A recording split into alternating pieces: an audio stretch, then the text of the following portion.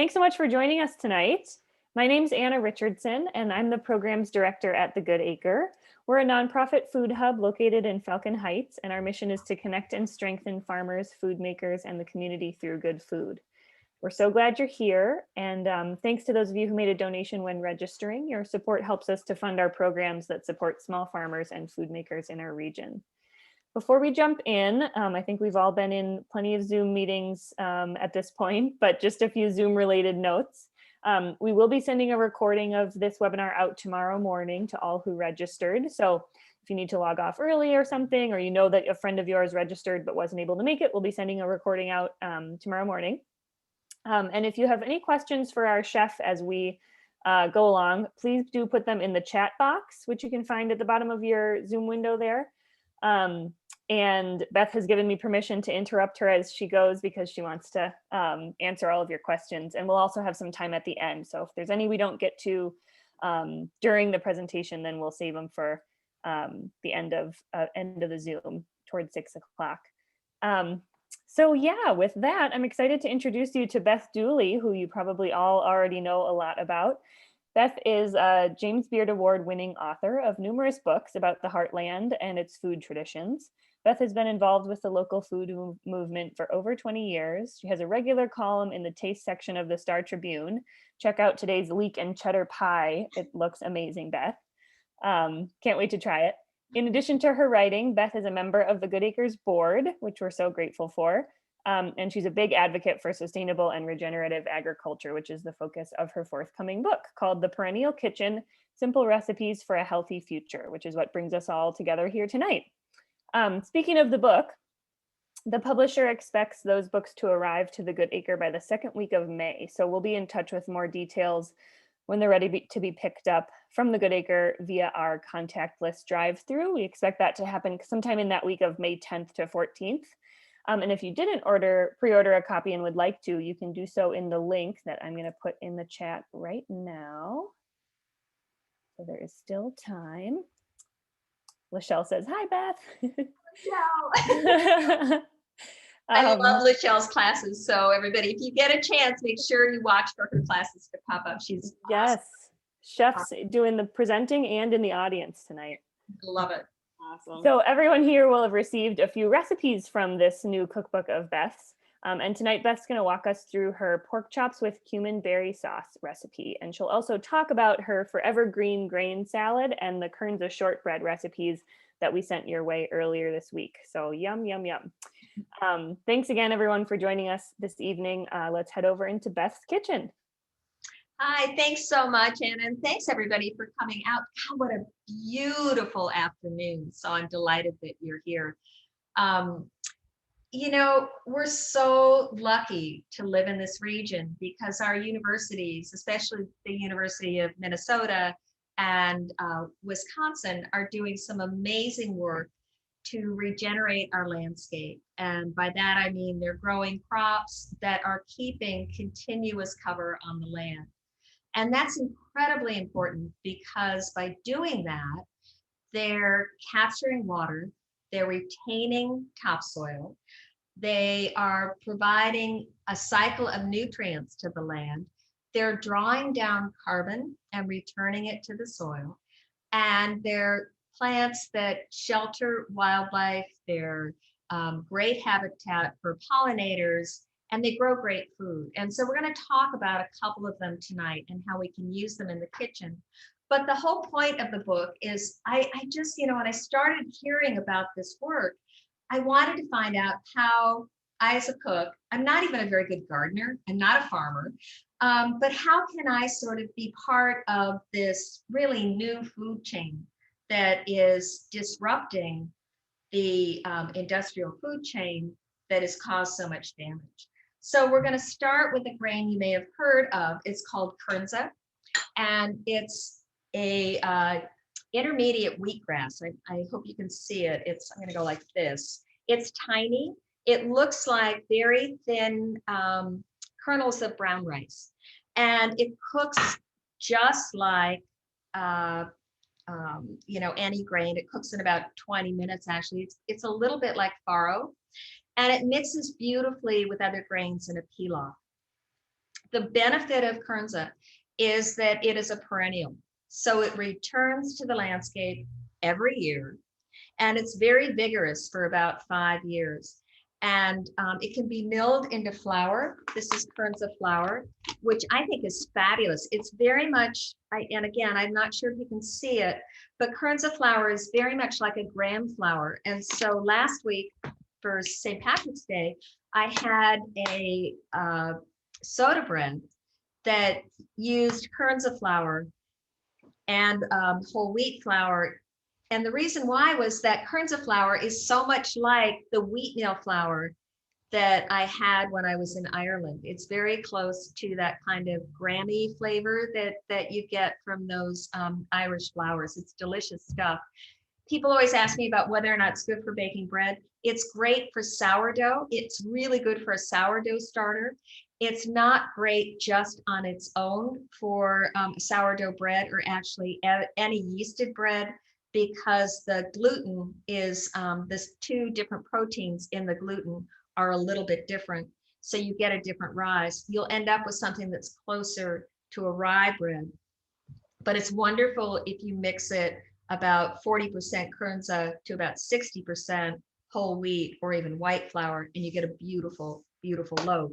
Now, of course, if you're interested in bread, I can't help but put a plug in for the work going on at Bakersfield Flour and Bread, and our friend Karen and the folks down there that are milling fresh flour now. And there's also a woman down there who's working out of Bakersfield called Net Zero, who's using spent grain and milling that. And I'm going to start working with some of that next week. So I think that's really exciting. I mean, the fact that we can just keep using these products that benefit the land and then also find ways to use them all, because Karenza also is a wonderful grain for brewing beer. So when you go to Bang Brewery, because they'll open up pretty soon, make sure you taste the Golden, which is a wonderful brew from Karenza. All right, let's get going on the salad. What we have here is a mixed grain pilaf. And I have, it's called hulless barley. And it's barley that is now being grown. It's just coming out of the research fields. And the benefit of this barley is that it grows without the hull. So it has all of the nutrients of the whole grain barley because it is a whole grain, but it's not polished. So pearl barley actually is not a whole grain because that part of the grain has been removed to make it cook quickly. But hulless barley will cook relatively quickly in about 20 to 30 minutes. And I've mixed in with it Karenza and some native wild rice because I like the colors in this grain bowl. I'm going to dress this with the wonderful hazelnut oil that's being pressed up in Ashland, Wisconsin. It's being pressed by the American Hazelnut Company. And you can find this oil as well as the Karenza at the Lake Winds co-ops. And I'm quite sure we'll be saying the oil and Karenza in other of our local co-ops relatively soon. Again, hazelnuts are perennials. They're a wonderful nut. They're incredibly nutritious. And this oil is fabulous. It has that wonderful nutty flavor that those very expensive oils that come in from France do, the hazelnut oils that you see in those cans. This actually has a stronger flavor because the American Hazelnut Company toasts the nuts before it presses them. And then they take what's left from the pressing and they grind it into flour, which is a gluten-free flour that you can also use for coating a fried chicken or coating fish. You can add it to pancakes or to muffins and things like that. It's really a wonderful product. And they sell the hazelnuts themselves, the toasted hazelnuts themselves. Right now, they don't have enough quantity. It sort of goes in cycles because, again, this is a relatively new product at market, but you can order them online and they'll ship them to you. And it's the American Hazelnut Company, and they're So good. And the nice thing about those hazelnuts is that they come toasted. So you don't have to toast them and mess around with rubbing the skins off and everything else that you do with hazelnuts. And again, that work is being done at the University of Minnesota, as well as the University of Wisconsin. And the more hazelnuts we can get on the land, the happier I'll be, because they're fabulous. So I've made a little vinaigrette. You have the recipe for it. We're going to shake it up. It's super simple.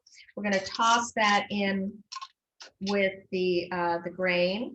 And then we're also going to toss in a mixture of just some herbs. We have just some parsley. We have fennel, fresh fennel bulb, which was actually in the market from local growers up until about last month.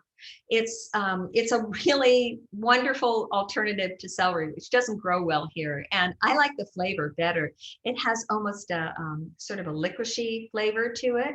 It's delicious, fresh. It's great in, say, a chicken salad. It's also really good roasted or in a stir fry or saute.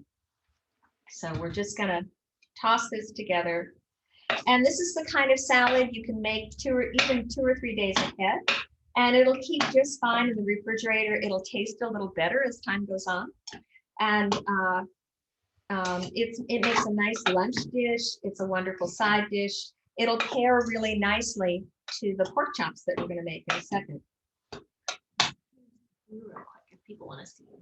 Oh, yeah. Sorry. Yes. Whoops. But here for this camera, can people see that? Does that work? Yeah. Okay. It's pretty with all those colors. You know, I hope that everybody got the message about the wines that were recommended by France 44, because I have to tell you, I sound a whole lot smarter and my food tastes better when people have had something to drink. So I hope you are having a glass of wine, because I'll join you if you are. Yay, bravo. Thank you, Cindy. Good girl. That's great. All right. So are there questions? I'm hoping that there are questions about some of this. Any questions? All right. I'm not seeing any yet, but yeah, right. I'll stop you if there are. Okay, yeah, please do. And please feel free to ask me questions about these crops, about where to find some of these foods, about how I come up with these recipes. I'm happy to talk about anything you'd like. But I do encourage you to see if you can find Karenza, both the grain and the flour, because it's super interesting stuff. Yeah. Okay, so let's move on to the pork chops. Oh, here we've got a couple, Beth. Oh, good. Yeah, good. Yeah. What was the red in the salad? Oh, sorry. The red is simply chopped red pepper, a bell pepper. And those obviously aren't local. I can't wait until our local bell peppers come in, but they're the mini organic peppers from Mexico. So, and you can find those in the co-ops as well. They're really nice. Yeah. Yeah, great for color. And then one other one is, do you cook your grains separately, the different grains? I honestly don't. What I like to do, what I do with the Karenza and the barley, because they cook at the same time, I cook them in the same pot at the same time. The wild rice I cook separately, because that tends to, the stock from the wild rice tends to be black. And so it will color the other grains. So I usually cook that separately. And often what I'll do is cook up a big batch of each of the grains. When I'm cooking up big batches, I may cook the Karenza and the barley together, or cook up the barley and then decide to cook up Karenza later in the week, and maybe I'll have wild rice down the road. And then I have all of these different grains, and I can toss them together in a salad, or use them together if I want to, or use them individually. So they're really nice. They will keep in the refrigerator for at least a week without getting weird, or you can freeze them. And I'll often freeze them just to have available to throw into salads or into a saute, that kind of thing. Yeah. Great. Thanks, Beth. Yeah, you bet. All right. So we'll move on to the pork chops. We have these absolutely gorgeous pork chops. Should I hold them over here or over there? Oh yeah, you can. Right here? Okay. So we have these absolutely gorgeous pork chops. They're from Pastures Aplenty. And these two are from the co-ops. You can also find these at Clancy's Meats or at Lowry Hill Butcher or St. Paul Meat. Or if you happen to be buying half a hog from a good farmer, you can get them from that too. But these are called Iowa chops because they're nice and thick. I like the fat cap. That's going to add some flavor. And they are a heritage breed of pork. I think they're Duroc, which is an older variety of pork that tends to be smaller and have more fat on it, which is quite lovely. So, I think like the more fat, the more flavor. Let's get real. All right. And then I'm going to use, this is a local, let's see, should I hold it here? You can hold it back. Hold it back up here. Okay. This is a local sunflower oil. It's from Smoothie. And then there's another one called Driftless Organic. These are sunflowers that are grown south of us. If you ever get a chance to drive by the fields, they're absolutely beautiful. And they too are really good for the land. And they're pressed into a beautiful oil. The oil has sort of a nutty flavor. You can taste a bit of the sunflowers in them. And it's what I like about it is unlike olive oil, this is a higher heat oil. So you can cook at a higher temperature with this than you do with an olive oil. And it has all of the nutritional benefits that an olive oil does. It's loaded with omega-3s and antioxidants. And it's such a pretty color. It makes a great salad dressing too. You can use it in baked goods as well. And actually the hazelnut oil is wonderful in baked goods too. Makes great cookies. So, okay.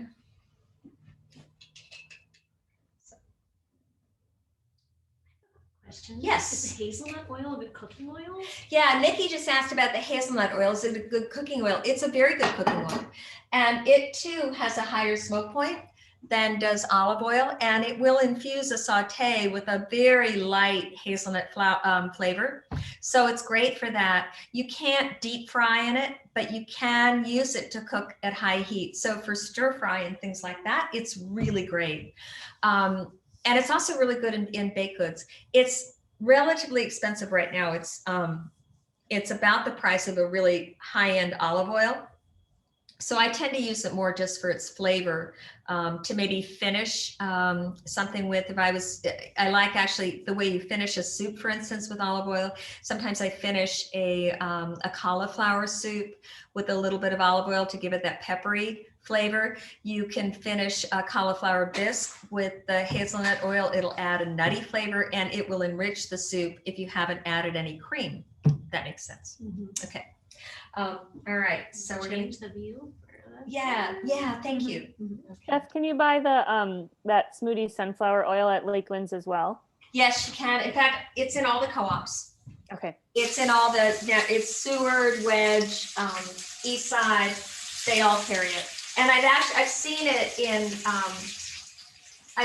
Lunds and Byerly as well as Kowalski. So nice. It's very available in all of our markets.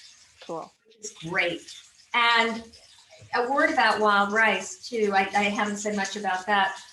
The wild rice I buy, I always try to look for the hand harvested wild rice. Am I standing? Nope, that's fine. Okay, great. Hand harvested wild rice, because that's coming from the native nations, and it's really quite different. I mean, it's fabulous. It cooks really quickly. Good hand harvested wild rice is a different variety than the cultivated rice, which is that very hard, shiny black rice that sells for about $5 a pound.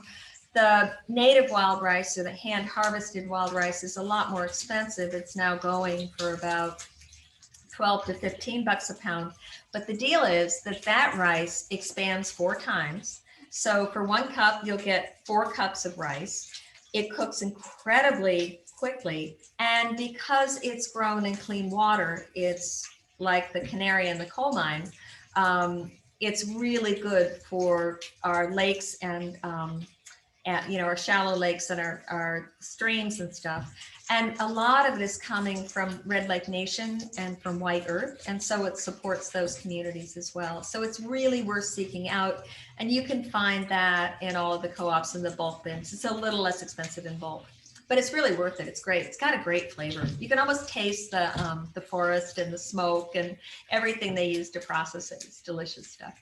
And that's more and more available. What I really love is the Red Lake Nation got smart in terms of their marketing, because they recognize that the difference for the cook between their hand harvested wild rice and the cultivated rice was what most people care about, was how long it took to cook. So they marketed on they sell it in these blue boxes that say Red Lake real, natural, hand harvested wild rice, but right above it, it says quick cooking. So, it's great. Yeah. Brilliant. Beth, will you say the name of the hazelnut oil brand one more time? Yes, it's the American Hazelnut Company. And if you Google them, they'll have all the information about how to order their products. And they come really quickly because they're just in Wisconsin. They ship them out right away. So you'll get them within a couple of days. Yeah. And they're worth having. Yeah. Yeah. Great. So you can hear this sizzling, and I'm going to move over to this, okay. And we just want to get this going. You want a nice hard sear. I've dusted the meat with the cumin and the allspice, a little salt and pepper. And we want to get a nice hard sear, because that's going to seal in a lot of the flavor in this. So you have to be just a little patient, but you can tell this is these are beautiful, beautiful pork chops. I think we're ready to go. I turned the fan on, but then you couldn't hear a word I turned. And it makes everything smell good. Pretty soon we're going to have all the dogs in the neighborhood showing up at our door. So that's coming. Yeah. So, and Pastures of Plenty is a wonderful family farm, and they have beautiful, beautiful pork. So I love, and I know most cooks do, knowing the stories behind this food. And I know a lot of you are farmers market shoppers, as well as CSA members at the Good Acre. And it's really fun I love the newsletter from the Good Acre CSA that goes through where all the crops come from and how they're grown and what to do with them. It's really fun. So that's been the fun of getting to know your food. And again, I grew up in New Jersey, and whenever I go back, there's nothing like this going on. So we're really lucky to live here. We have more co-ops here than any other region in the country, which I think is pretty fun. And probably by this time, we're farmers markets too. And the whole CSA thing was really vibrant here before anybody else was hip to it. So we're lucky for that. So, questions? Yeah, how you guys doing? I know this is really hard, because if I was here, you could smell this, and we could all sample some grain while we were sipping our wine. It would be really fun. So, all right. Okay, so these are nicely seared. Turn the heat down a little bit and just move these over. And then we're going to add the garlic. Toss that around. We don't want it to burn, so we're going to be quick. And then I know that I talked about adding cassis, which I didn't have. So I just, you can hear that, right? So I soaked some dried organic cranberries, dried local organic cranberries in brandy. So yeah, that worked just fine. And then I'm going to add the pork chops back in along with some fresh cranberries. And again, you can do this at home because you have the recipe. And then we're going to cover this up and let it cook a little bit until that pork is cooked through. So, questions? Are there any questions? There's one, Beth. Rochelle is wondering if you have a favorite source for learning more about perennial foods and how they replenish the soil, or kind of how did you learn about start to learn? That's a great question. Thank you. There's a wonderful website that's up right now out of the University of Minnesota. It's the Forever Green initiative, and there's a lot of information there. And within the last couple of years, there's been some really good books that have brought forward the importance of our soil in terms of our food and what it takes in terms of, how the farming methods to grow good soil. There's a really good movie out that came out about a year ago or so called Kiss the Soil. And Woody Harrelson narrates it. And it's just great because it really does get into regenerative soil. And it covers the story of Greg, oh God, why can I not remember his name right now? He's a farmer out of North Dakota who was on the brink of complete collapse and realized that he needed to change his practices and got really interested in regenerative practices and turned his entire corn and soy rotation over to regenerative farming. And he's founded an institute where he's sharing with other farmers how to do this. Another really good source for this information is the Land Stewardship Project, which is based in Minnesota. And they have a very good newsletter that, again, talks about regenerative agriculture and shares other, sources for it, other newsletters that lift this up and talk about, where this is going on, how it's done. And then probably the most foundational book about the importance of growing things well and keeping continuous cover on the land is David Montgomery's book, which is simply called Dirt. And it's great. And that came out about 7 or 8 years ago, I think. And that is a foundational book. A lot of the farmers refer to that, but there is storytelling in that. But the movie Kiss the Ground is really worth plugging into because it puts it in perspective. And it's very hopeful. It's unlike a lot of the movies that have been out about the industrial food system, which really I think are depressing. I mean, I just want to go have a Snickers bar after I've watched those, because I feel like, Chicken Little, the world's falling in. But that's not true. There's a lot of good stuff going on. So, and the Good Acre's doing a lot of good stuff. They're supporting, they're buying crops from farmers that are growing things with a lot of integrity. So it's important. What I think is really interesting about this work is that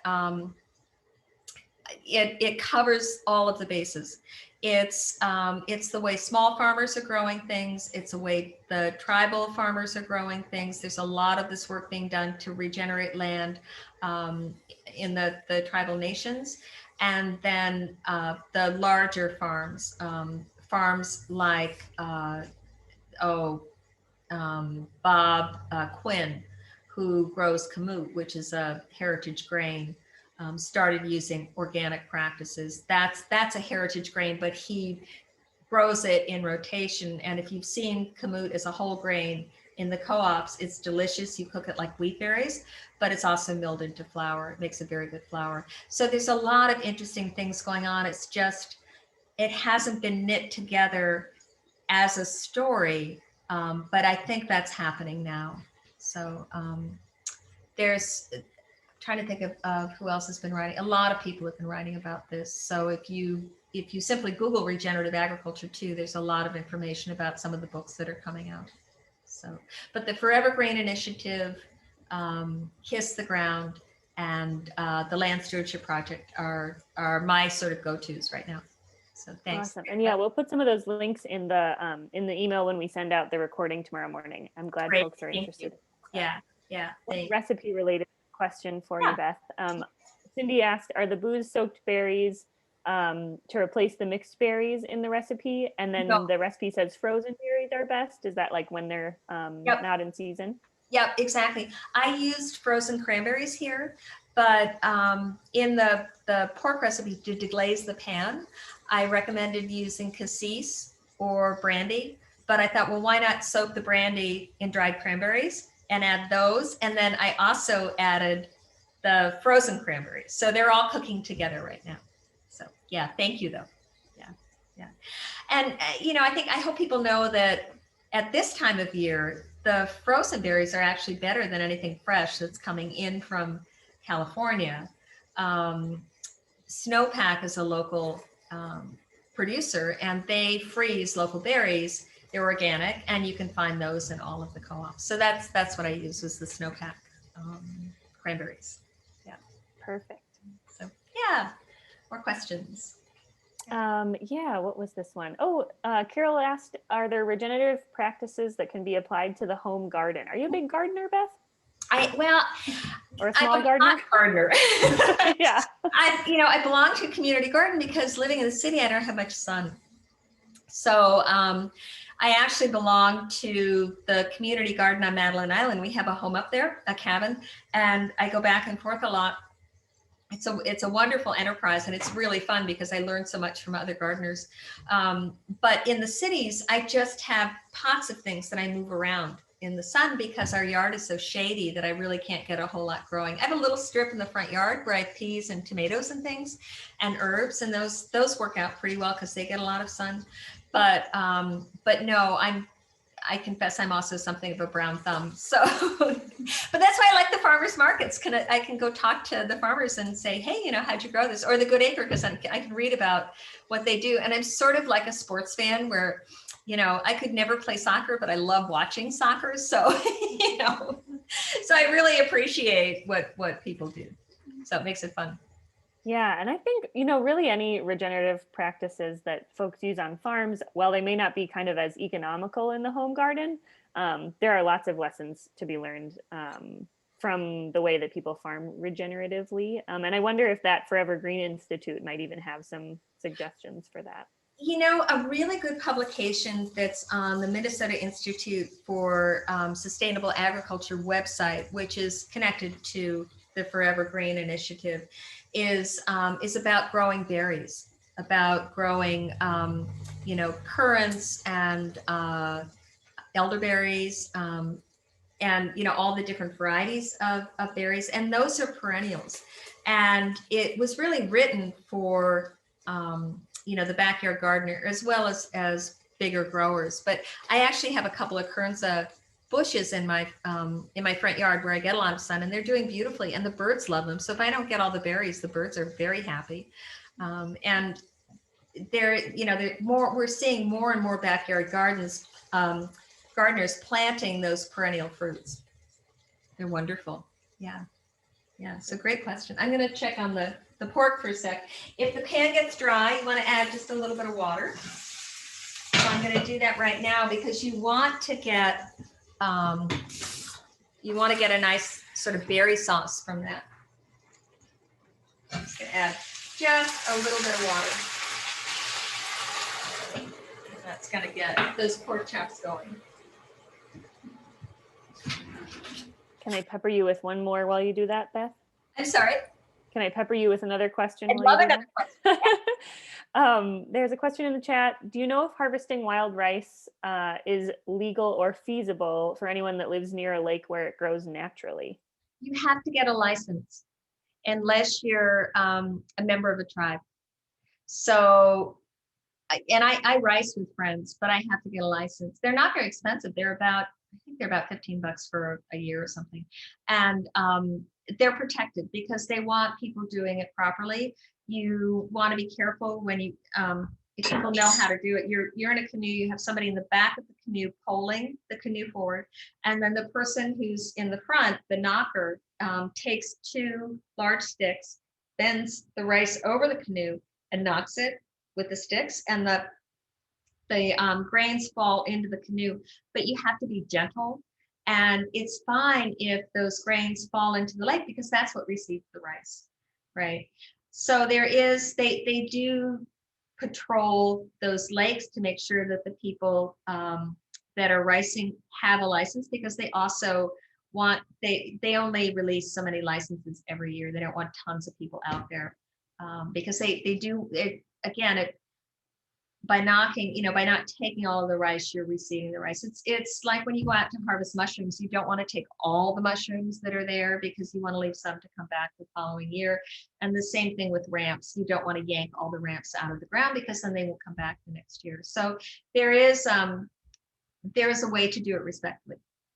Yeah, that makes a lot of sense. Is that a DNR license? Yes.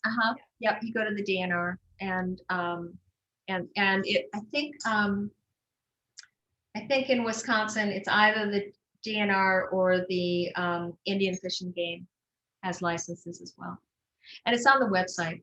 If you Google license to get a wild rice, they'll direct you to the places nearest the lakes where you can get those licenses. Yeah.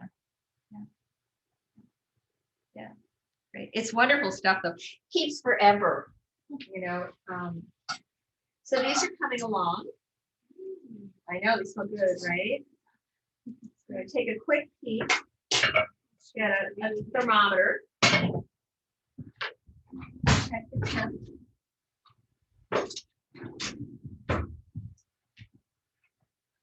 You want them to be about 160 or so.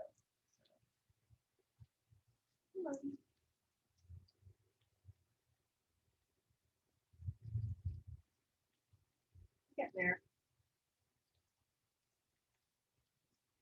Just a couple more minutes. And you know, of course, that when you pull them from the heat, that the pork is going to continue to cook. So we're going to give it another couple minutes, and we'll do it. And what we'll do now, actually, I'm going to throw some of the thyme, just a few sprigs of thyme on top, and that'll cook in.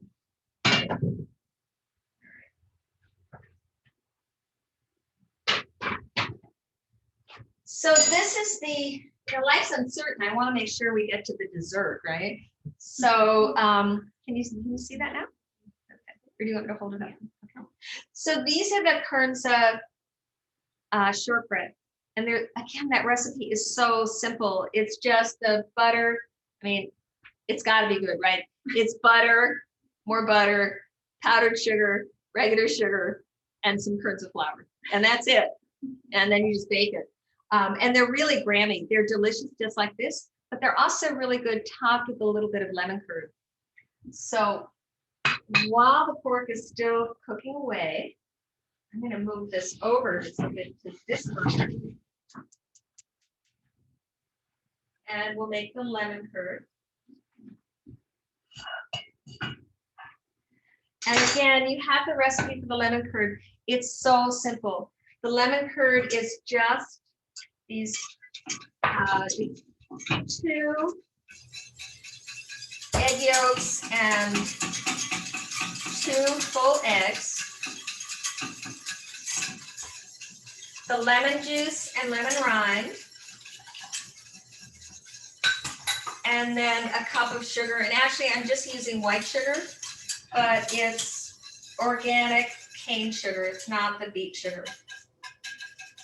And the reason for that is our beet growers, unfortunately, are still growing beets with GMO. They're GMO beets. So I'd rather use organic. I wish we had a grower that was growing beets organically for sugar, but nobody's doing it. So, and we're making, it's really just a custard. It's a lemon custard. And this is a really good thing to do when you're on the telephone with a friend or your mother or somebody you know you're going to have a long conversation with, because it's going to take some time, right? But it's just a custard. It's like a lemon meringue custard. It's very simple. And we're just going to get it going. And of course, the eggs I'm using are free-range eggs, because there have been so many studies that have been released that suggest that our local free-range eggs that are raised primarily on grass and pasture are higher in omegas, they're lower in fat, they're loaded with antioxidants and CLA, which is actually very good for brain function. And they're quite different than any egg from an industrial farm. And they're just a different product. There's a reason why you would choose them over an industrially raised chicken's eggs. And now that we have the holidays coming up, it's a good time to think about doing something like this. Questions? Any questions popping up? Yeah. Okay. So be patient with me. Pour yourself another glass of wine, and we'll have the lemon curd in just a second, and we will check the meat. It should be almost ready. And this What kind of pan are you using for the lemon curd, Beth? This is just a regular heavy saucepan. So, you know, you could, I suppose, use a copper pan. That would be okay, but you just, this is just a, just a heavy pan. You don't want it to burn. You want the heat to be evenly distributed. And what you don't want to do, the reason why I'm stirring it like this is that you want the, you don't want the eggs to really, you want them to cook, but you don't want the whites to curdle. And if that happens, it's not the end of the world. You can just strain out those whites and you have a really delicious lemon sauce. But the curd is going to stand up straight like a custard. It's what you get when you make lemon meringue pie. And did you do that with fresh lemon or did you do lemon juice? No, I used fresh lemon. In fact, I thank you for asking because I used Meyer lemons, which are so good right now. It's a variety of lemon that's a cross. It's the lemons, the regular lemons you get in the store are called Eureka lemons, and they're fine, but they have very thick peels, and their juice tends to be more acidic than a Meyer lemon. A Meyer lemon is a cross of that Eureka lemon with actually a particular kind of orange, and now I can't remember what the kind of orange is, but you end up with a lemon that has almost a perfuming flavor and is very, very gentle. It makes a wonderful lemon curd. It also makes a wonderful lemonade or a terrific drink. All right, I'm going to pull these if you're ready. And I'm going to put them on the cutting board for a sec. And I'm going to add just a little bit of honey to the pan and a little more water to this pan to bring up the glaze. And we have Brian Ames honey.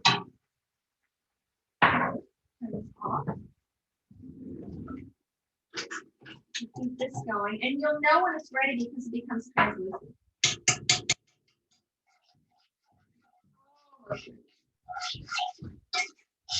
Is that lemon meringue pan rounded at the bottom? Beth, someone wanted to know. The saucepan or the skillet? I think the saucepan is what they were wondering this about. one? No, it's a flat. See if you can see it. Here, I'm going to tilt it this way. It's just a flat saucepan. You can see it. Mm-hmm. Okay. And you can tell that this lemon curd is coming along. I don't know if you noticed, but it was kind of cloudy, and now it's becoming a little translucent. And we want to get it to the point where it's going to coat the back of the spoon, if that makes sense.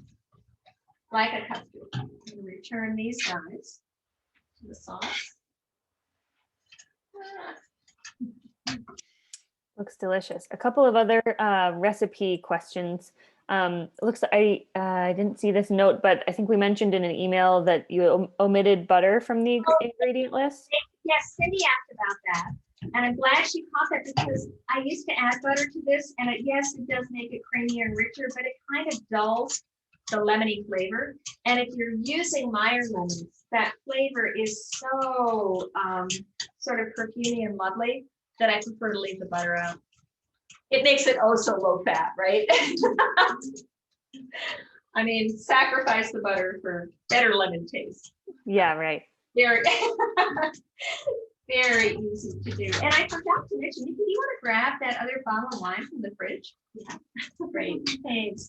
Sorry, this is fussy. It is taking a little while, but it's coming along. And then a question about the pork chop temperature, Beth. The recipe says to cook to 130 or 135, but did you say 160? No, I was wrong. I was thinking of chicken. Thank you. Okay. No, Yeah. this was 130.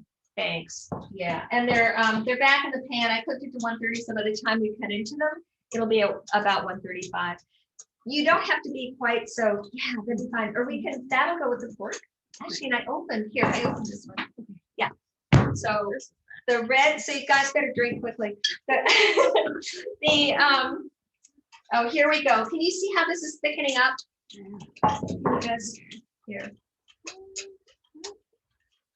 See that? You got it? No.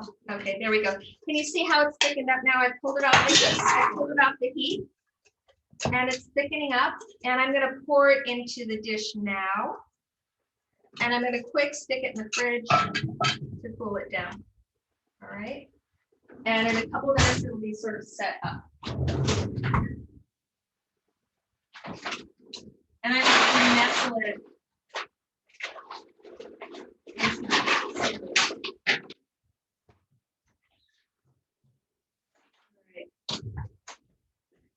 Great, and that'll be ready in a sec.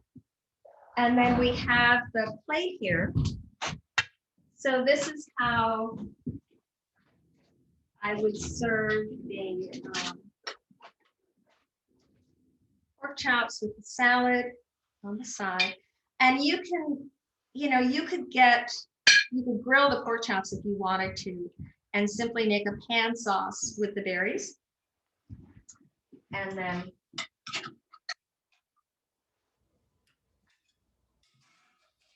there we go.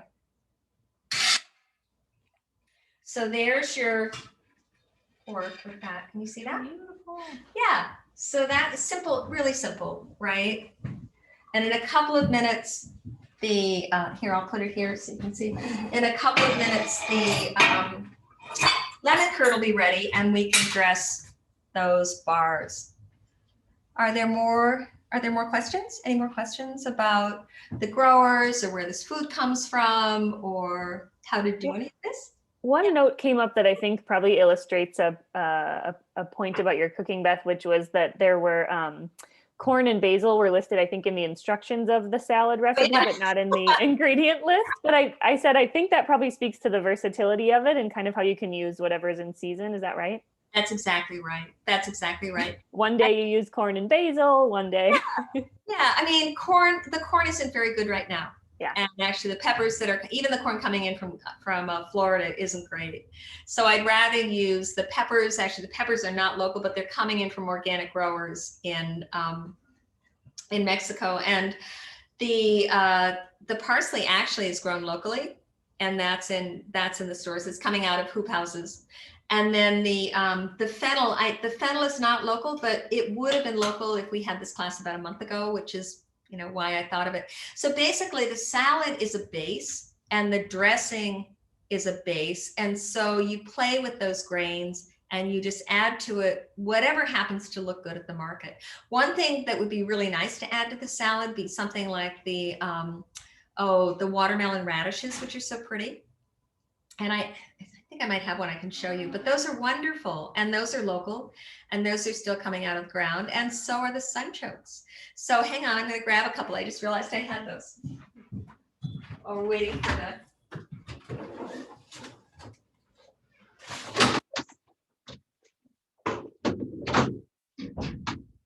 I don't have the radishes. I do have the sunchokes. And I don't know if people are familiar with working with these, but they're fabulous. They taste like water chestnuts. They're great in stir fries. They're wonderful in salads. You want to be careful though, just to make sure you dip them in some acidified water when you use them, because they do turn brown very quickly. But they make a wonderful. I've thrown them into vegetable soups and wort them together with a potato and maybe again a cauliflower or just about carrots or any vegetable, and they add a nice kind of nutty flavor to the soups. They're really delicious, and you'll find them in that sort of root section or in the refrigerated, but they're in the produce section of all of the co-ops and in some of the grocery stores, and these are local as well, so they're quite nice. Yeah. So more questions? All right, let's take a look at that, the lemon curd.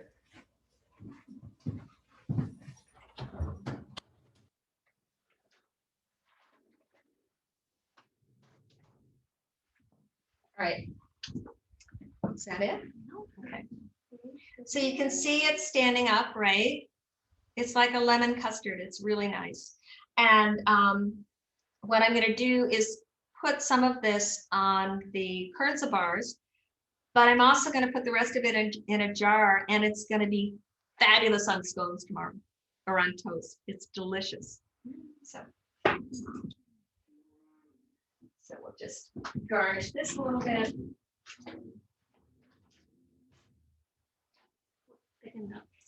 Isn't that nice? Yeah, thick enough. You just have to be a little patient. This would also be really good in the summertime on berries. you know, if you're gonna make a shortbread, like a raspberry shortbread or something, it's really good. So can you see that? So there you go. Again, really simple. It's great on sugar cookies. It's nice on toast. It's just fine right out of the jar. And that'll last you a while if you do put it in a jar in the fridge, right, Beth? It will. It'll last for, I've kept that around for about a week and a half at least. You can't freeze it. It gets weird if you freeze it, but I wish you could, because I had bigger batches of it and freeze it. But yeah, it'll keep for a while. And that's why the recipe doesn't make big jugs of it, because it will start to turn after about a week and a half, but it does keep quite well after that. It's also, you can use that same formula if you're going to make it with lime. You can make a lime curd. That's terrific. And you can use the blood oranges are really good right now. You can use it with blood oranges. So any of those things. Yeah. And I just wanted, in case you want to do any wine pairings of your own at home, this would be the wine that you would have with you could have either the champagne or this with the salad. The first one was bubbly, but this would be nice with the salad.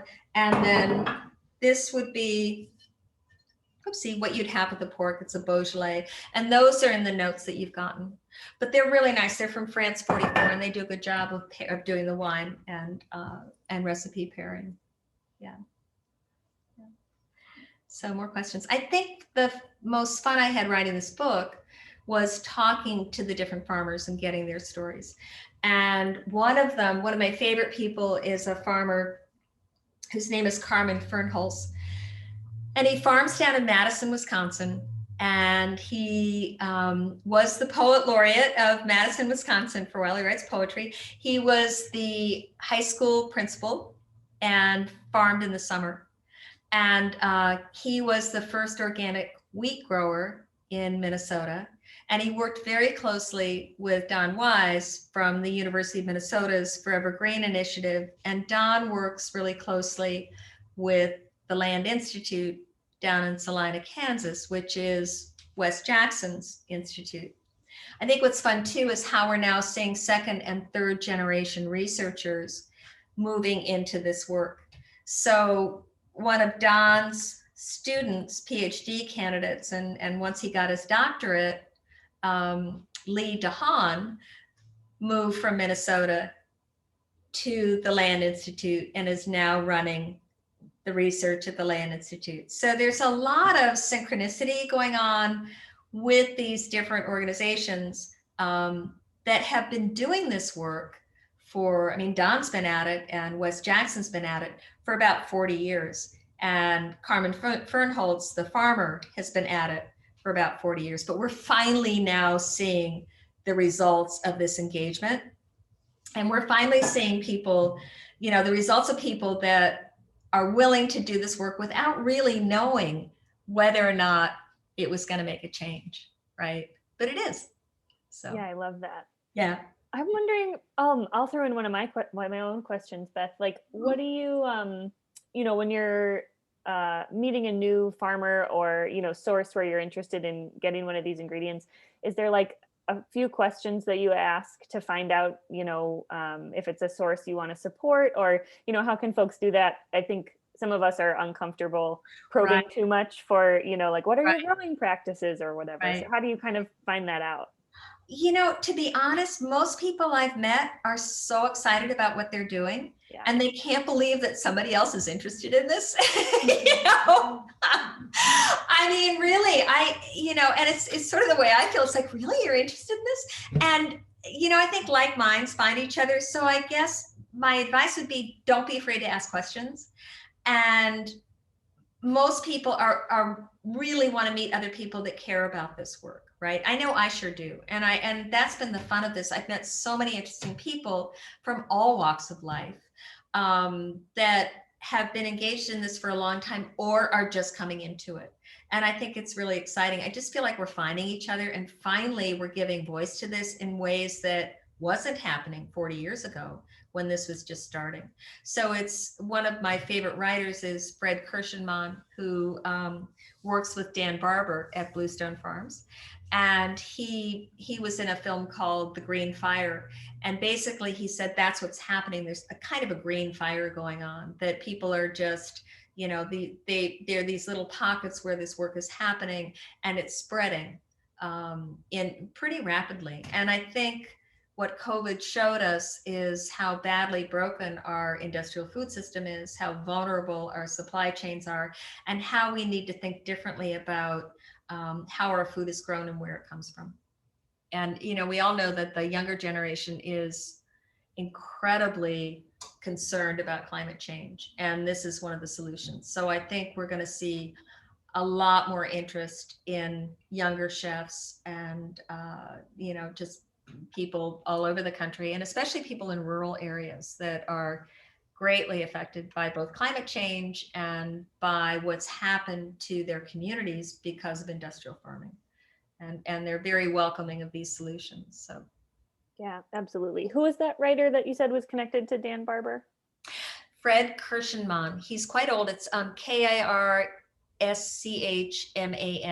He's a good friend of Wendell Berry's. He's of that generation, and he actually is a minister, and he owns a 2,500 acre wheat farm in North Dakota. But he's been writing about this for a long time. He was on the board of the Aldo Leopold Institute at Iowa State, which sadly is closed, but he's been on the forefront of this work for a long time. And Dan Barber's been very engaged in this. And Dan Barber has been working with seed and soil scientists at the University of North Dakota to work on hybridizing. It's not GMO, but it's what farmers have always done, hybridizing vegetables seeds so that they will grow better in northern regions and can be grown in ways that are simply easier for larger farmers. So that's where the honey nut squash came from. Yes, that's right. Yeah. He's got such a cool, Blue Hill is such a cool. Yeah, exactly. They're doing amazing work. Yeah. It's really really fun. asked, are there organic or sustainable vintners that you know of in Minnesota? Oh, that's a great question. You know, again, the University of Minnesota has been really active in that, and we're now seeing some of those wines in our local stores. I love what Nan Bailey does, Bailey Vineyards. She does a blend of both local and California wines, which is why her wines are so good. I mean, a lot of the Minnesota wines aren't great. They're good enough, but Nan Bailey's wines are really good because she's gotten her, and they're all organic, and she's gotten her blends down really wonderfully. So I like her, what she's doing a lot. But they're, you know, we're seeing some of the, I think what's interesting is we're seeing more distilleries, because we do have organic corn, and we have wheat, and we have Karenza, and Tattersall is making, I want to say it's a whiskey out of Karenza. And so that'll be ready in a couple of, I think it'll be ready next year. And then there Rockner, which is they make Far north. Yeah. Not rye. Yeah, exactly. Thank you. Yeah. Rockner rye. They make rye, and they make a couple of other brown liquors too. Gin. Yes, thank you. Far North You go, Nikki. Spirits. Tell us what they make. Far North Spirits is a really great Yeah. distillery that is like with wine, you'd have a single estate vineyard. It's like a single estate distillery. So we are really good friends with them. And if you're a Farm Share member, we actually have cocktail recipes in our Farm Share every week that use their spirits. I love it. That's great. That's awesome. That's great. Yeah. While I'm here, I might just ask one more question please. about, is there like legislative support in the Farm Bill for regenerative crops? That's such a great question. Okay, again, we're lucky we live in Minnesota, because I'm a big fan of Tom Peterson's. And he's been, as much as he can, very supportive of this work. In fact, there is legislative money for the work being done in Clearwater, Minnesota, using the Karenza grain, Clearwater, to plant it around wellheads to begin to abate a lot of the issues of runoff into the Mississippi River. And Forever Grain Initiative was also awarded legislative money to get more of this grain onto land that's vulnerable. So we're seeing more and more of that happening. And it's happening slowly, but it's also happening because a lot of these large farmers are recognizing that they want to change their practices. And that's kind of what Kiss the Ground is about. It's farmers talking to farmers, and it's farmers finding solutions, because they're not going to listen to me, right? And they're probably not going to listen to somebody who's, you know, coming in from, you know, necessarily, you know, academia or something. They're going to trust each other. And so that's where a lot of that change is happening. So Tom, who is a farmer himself, has been very good at advocating for these practices, as has the Friends of the Mississippi River and a number of the other nonprofits that work along the Mississippi. So we're seeing this kind of engagement, and Nature Conservancy is involved in this as well. So we're seeing a cohort of these different agencies and government policymakers that are working together to try and figure out how to move this along. Well, maybe I'll just ask the last question that's in the chat, and then we'll let folks go for the evening. Thanks again, everybody, for joining, and thanks for your questions. That's what makes these so fun. So the last question was, Connie asked, do you know of any groups or organizations of home cooks in the area that are interested in this kind of cooking to get involved in? That's a great question. And I do know that, yes, there's one that's very good. It's called the Artisan Grain Collaborative. And and I'm a member of it, and it doesn't cost anything to join. It's chefs and researchers and farmers, millers, who are all interested in getting more grains, getting regenerative grains on the land. And it's AGC. And so they post recipes and they share stories. Another really wonderful organization is Renewing the Countryside, and they again have information about what's going on, as well as recipes and sources and things like that. I don't know, to be honest, I don't know of a consortium specifically of cooks or chefs that are working together on this, but AGC probably is the largest that does have a cohort of cooks and chefs that are doing this, and cooking teachers that are doing this work. Connie, you should start it. Yes, please. I'll be your first member.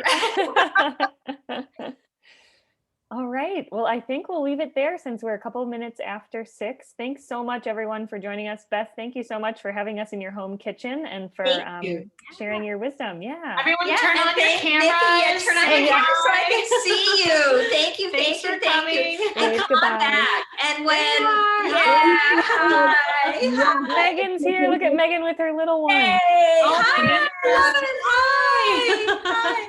So yeah, when we can get into the Good Acre and cook, we'll do that. Yes, can't wait. All right, good night, very much. Everybody. Thank you.